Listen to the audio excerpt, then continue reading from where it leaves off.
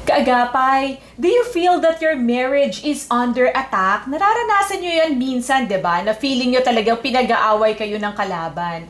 And it could be one of the hardest challenges you will ever face bilang mag-asawa.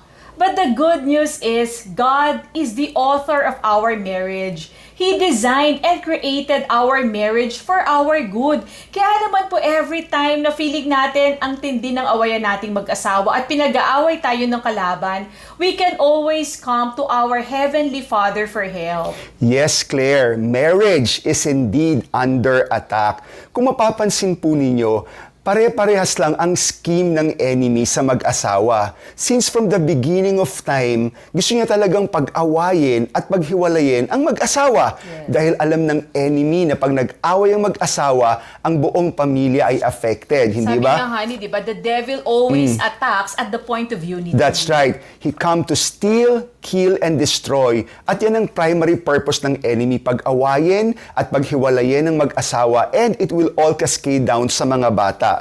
Tandaan po natin that marriage is a reflection of how Christ loved His church. Napakagandang halimbawa yan ng Panginoon. He is committed to us because of this. The enemy loves to attack our marriages.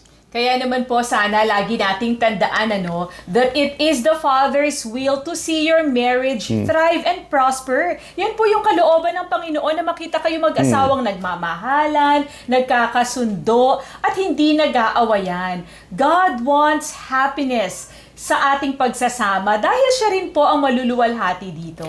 Amen, Claire. Yan po ang gusto ng Panginoon, maging masaya, matiwasay, at magkaroon ng kapayapaan ang isang tahanan. Yes. Be confident that even when your marriage is under attack, know that you can always come to God in prayers and He will always defend your marriage. Remember that God has plans for your marriage and it is always for your good.